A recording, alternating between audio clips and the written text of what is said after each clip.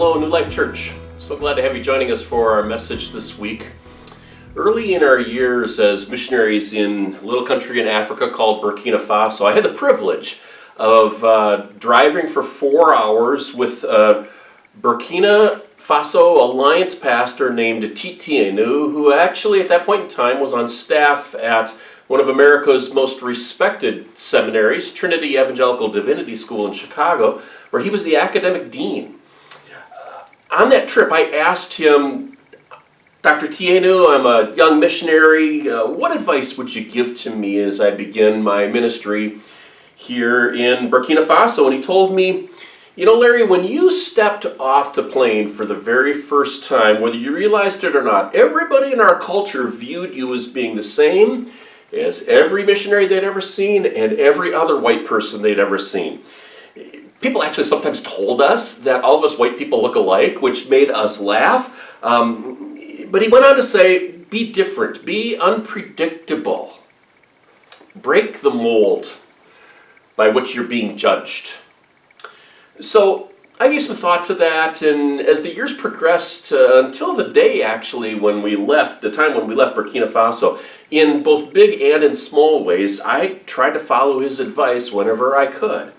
When traveling with church leaders in their church van, I always chose to sit in the back seat where it was hotter and dustier, rather than sit up front where they wanted me to sit. Or when the van broke down and we had yet another flat tire, I would be the one in the dirt with a couple of the other pastors changing the tire because I didn't need preferential treatment on their part.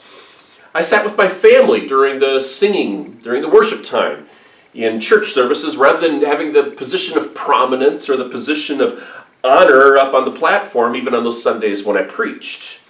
They would object when I would go to the airport to pick up an American work team who oftentimes would come with 10, 15, 20 pieces of luggage and all, and I'd grab luggage with the others that were waiting for them and all, and they would say, no, you don't need to carry the luggage, and I would always counter by asking them, grabbing one of their arms and squeezing it at the muscles and say, how else am I ever going to become big and strong like you? And they would laugh and I would laugh and off I'd go with my luggage.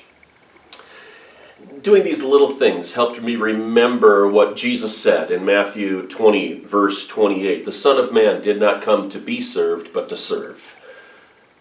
The missionary to Africa did not come to be served. He came to serve. Today we're starting a look at Jesus' life and teachings in John chapters 13 through 17, with an eye toward being with Jesus, becoming like Jesus, and doing what he did. So let's read the first 5 verses of John chapter 13. And we're not going to go through in the weeks to come every single verse. There's a few different themes that I see in these chapters that I'll be highlighting. John 13, verse 1, it was just before the Passover feast. Jesus knew that the time had come for him to leave this world and go to the Father. Having loved his own who were in the world, he now showed them the full extent of his love. The evening meal was being served. This is the Passover meal. And the devil had already prompted Judas Iscariot, son of Simon, to betray Jesus. Jesus knew that the Father had put all things under his power and that he had come from God and was returning to God. So he got up from the meal, took off his outer clothing, and wrapped a towel around his waist. After that, he poured water into a basin and began to wash his disciples' feet, drying them with the towel that was wrapped around him. So I'm going to limit my primary observations, to just 2 this morning. The first observation focuses on the person of Jesus Christ. How the person of Jesus Christ is willing to serve. And let me explain some details first, okay? So most African and Middle Eastern cultures, including Jewish culture at that point in time and still today, they are what has been called honor-shame cultures, okay? They're honor-shame based. And it's been described this way. In honor-shame cultures, the desire for public esteem is the greatest good, and to be ill-spoken of is the greatest evil or the greatest shame.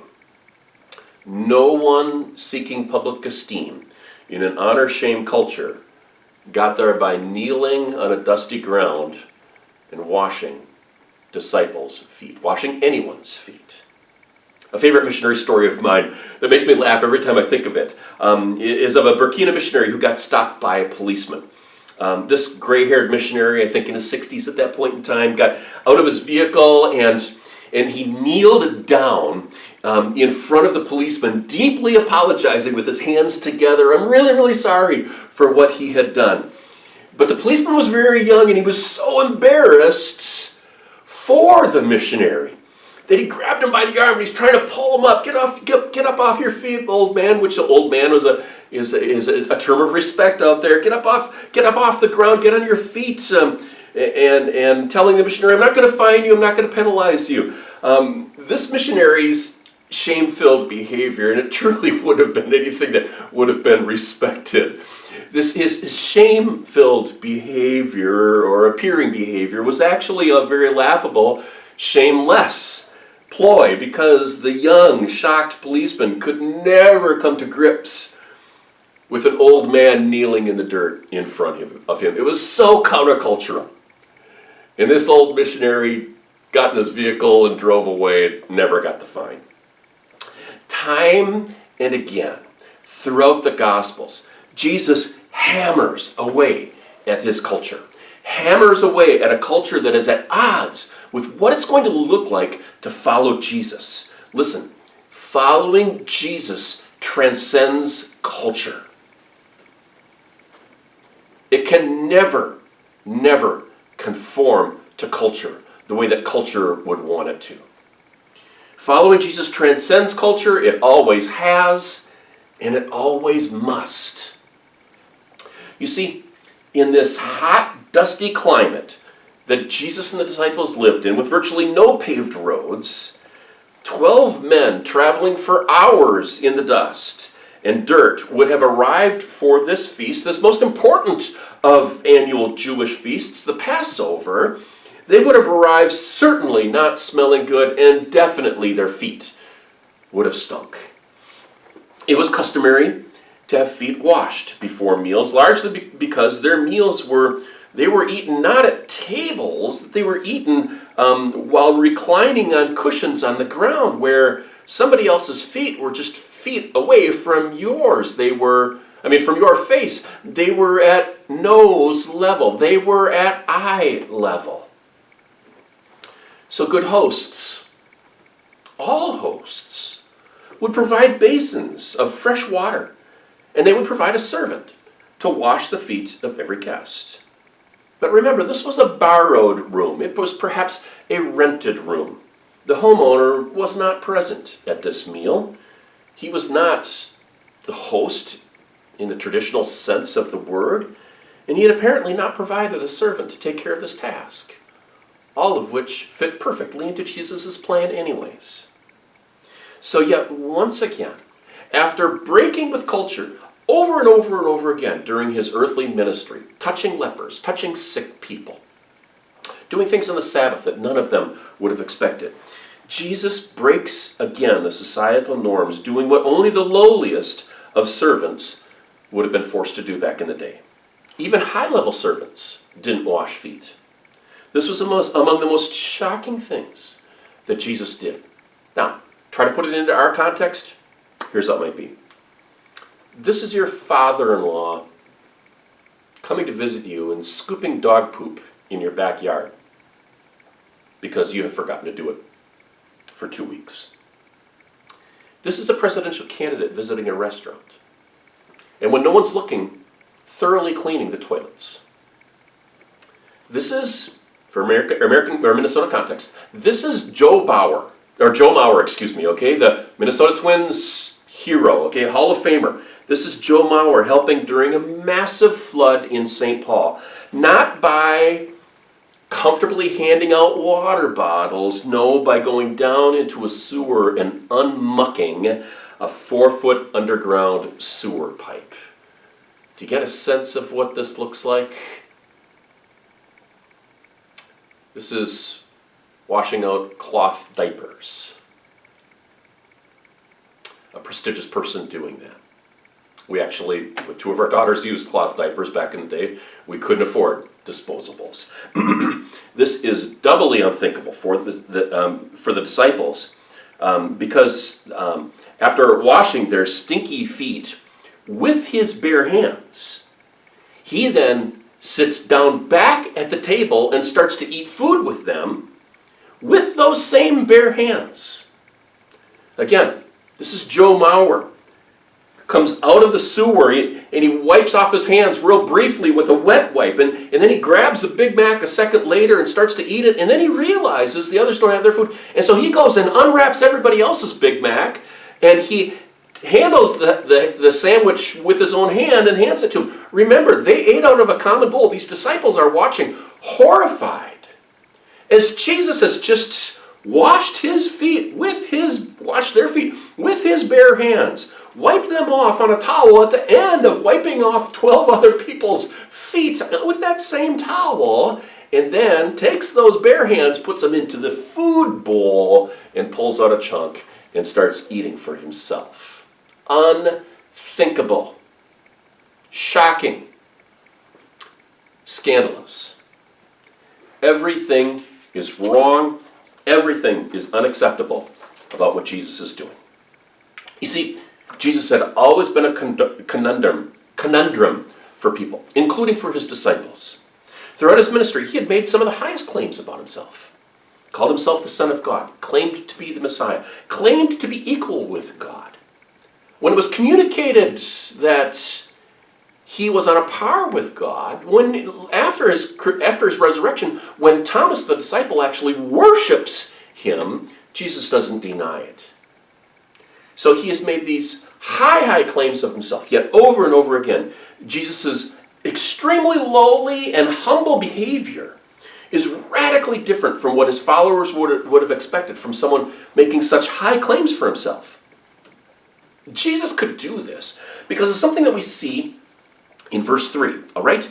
Because he was confident in his identity and he was confident in his relationship with his Father. Verse 3, Jesus knew that the Father had put all things under his power and that he had come from God and he was returning to God. He understands his identity and relationship with his Father. He is comfortable with that. There is no reason for Jesus to have to try to puff himself up to make himself look better than maybe he really was. Didn't have any insecurities. The types of insecurities that can plague us. And he was willing to serve even though it was really an inconvenience. It was really uncomfortable. Those feet stunk.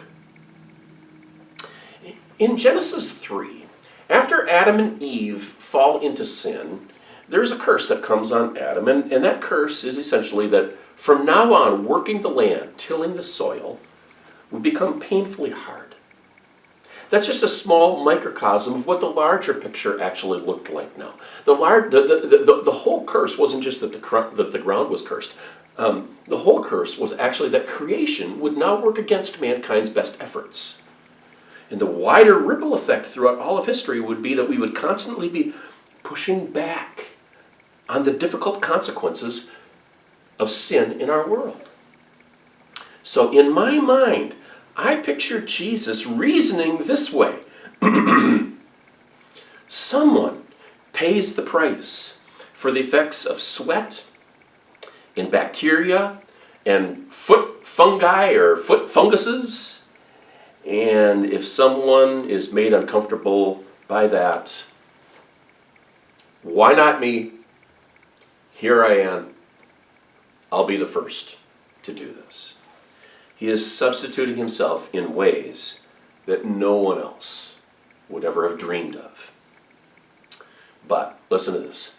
By kneeling to clean off the grime of the world from the feet of his deeply flawed, of his less than 100% loyal followers, he is foreshadowing physically what he would be doing for them spiritually on the cross, where he would then offer himself to clean off the grime of sin from our hearts. Of course, he served selflessly.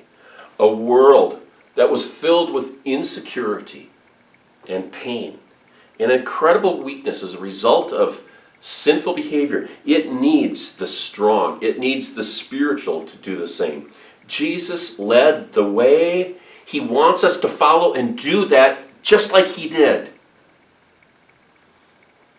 I would dare say this: if we aren't serving until it's hard, if we aren't serving until it's difficult, if we aren't serving in ways that help remove the grime of sin's pain and sin's heartache and sin's embarrassment from people's lives, we know little about truly following the person and the character of Jesus. We have to watch more closely.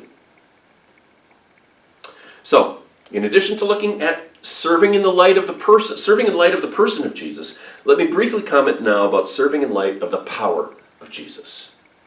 And this is a simple point, but the implications of it are very, very relevant. You see, throughout his ministry, throughout his adult life, the pressure was continuing to increase and to build on Jesus, where people often wanted to do away with him. They often wanted to kill him. And it wasn't just the religious leaders. In fact, it actually starts in a town where he preached. It starts in the hometown where he preached. In Luke chapter 4, right at the very beginning of Jesus' earthly ministry, he goes back to his hometown, he preaches there, the people are angry at him, and they grab him and they try to take him to a nearby cliff to throw him off so that they can kill him. Look it up, Luke chapter 4. It's right at the beginning.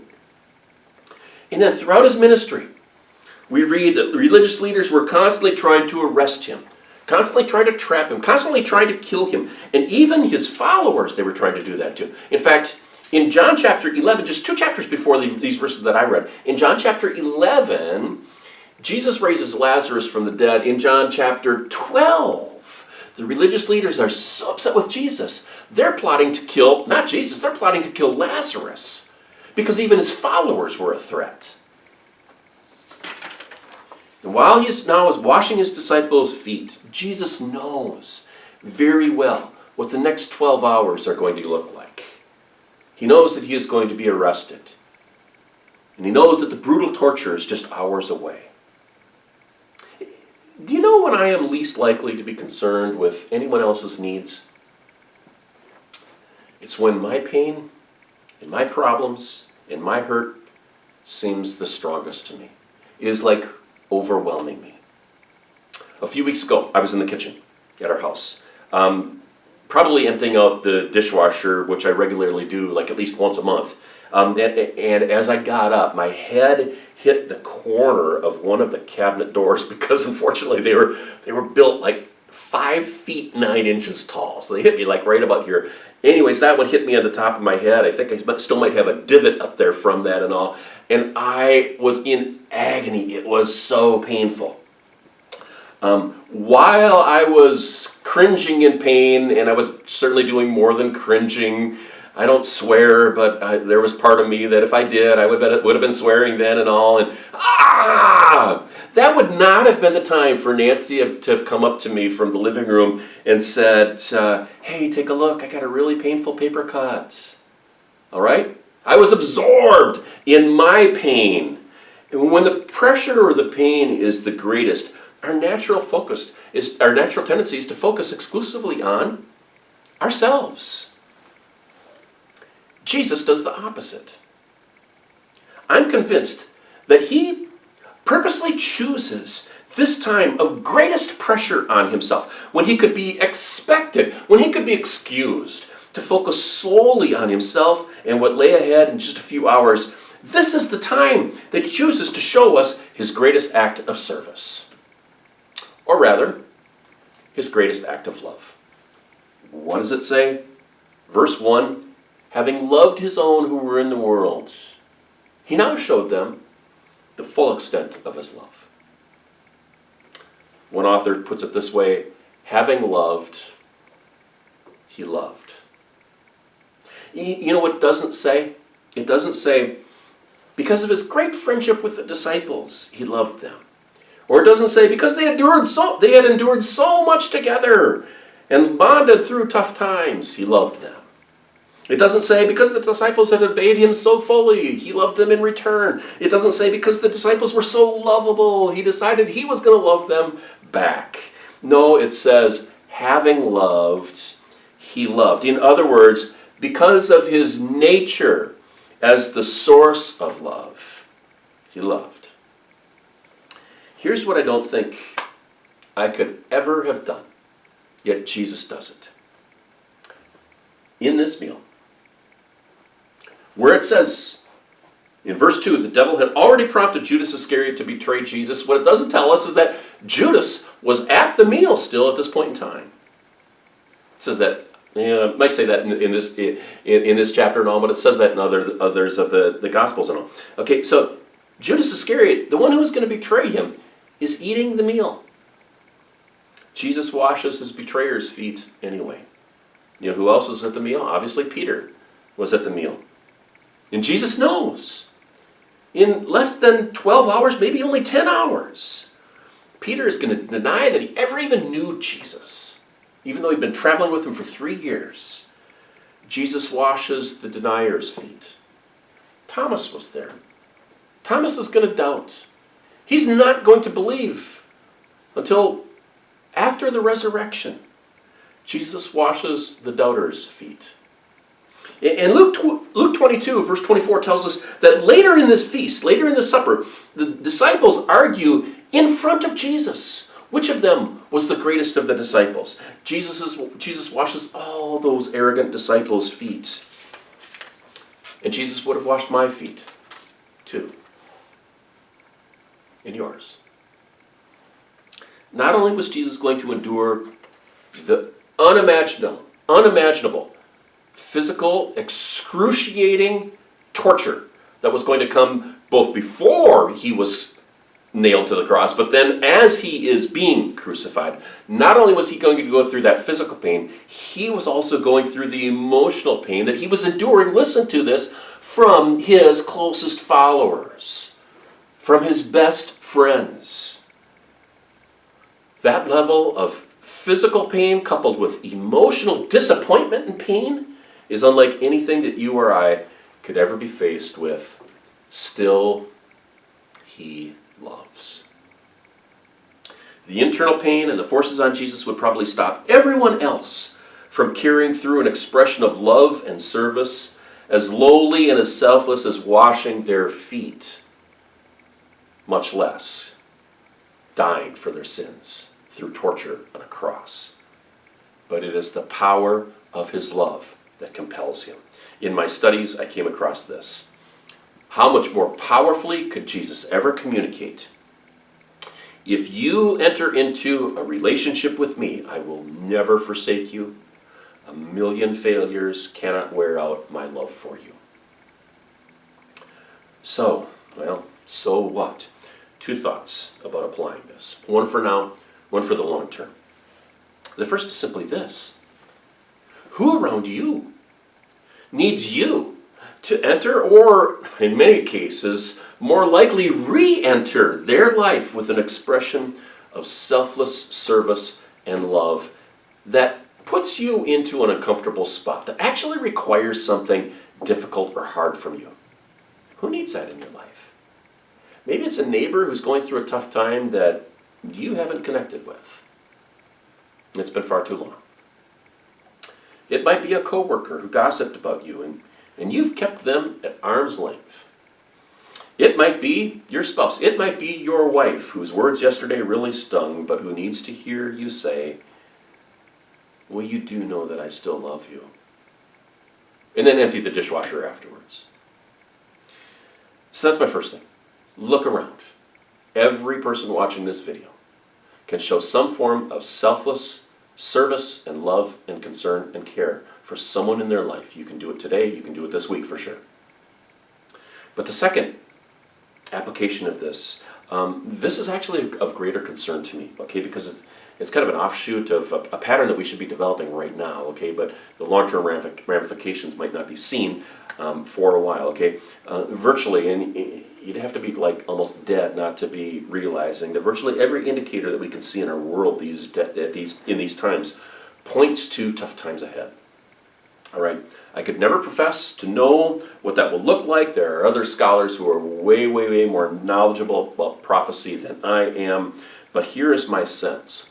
When the pressure rises, and I believe it will, when the pressure rises, that's going to be the time when God's people will be least inclined to serve others. In our pain, we will be overwhelmingly tempted to opt for self-preservation rather than selfless service. But friends, listen to me. In that time, more than any other time ever, that will be the time when we need to do what Jesus did and not to flinch back. Not to preserve ourselves, but to serve sacrificially and in a way that disadvantages us. We will need to be more caring, and the time to start the pattern of caring isn't going to be when hard times start. The time to establish the pattern of caring is now. We will need to be more generous. We will need to be more sacrificial, even when it hurts. Even when it hurts financially, perhaps. We will need to, in that moment, ultimately, do what Jesus tells us to do elsewhere. To deny ourselves. To take up our cross. And to follow him. By serving in previously unthinkable, unimaginable ways. The disciples could not have been more blown away by Jesus doing the task of the lowest servant. Let's let that soak in. Let's become like him. And let's find ways to do that for others. Let's pray. God, there are times when I meditate on a passage that I've known about this, and every person watching this video is familiar with this story, and then something different comes out of it, or I see it through a different light, and this has been one of those weeks when I just look and I say, wow, the depths to which you were willing to go to show your love so convinces me that you will never abandon us in the future, no matter how hard things get, no matter how many times we might fail you. And so, God, may that spur us on to be people of service to others who will disappoint us. To be of service for others, even when it disadvantages us. May we do that, knowing that you would look down from heaven and say, this is what I want you to become. In Christ's name, I ask these things. Amen. Thanks for joining us for our message this week. God bless you all. We'll see you next time.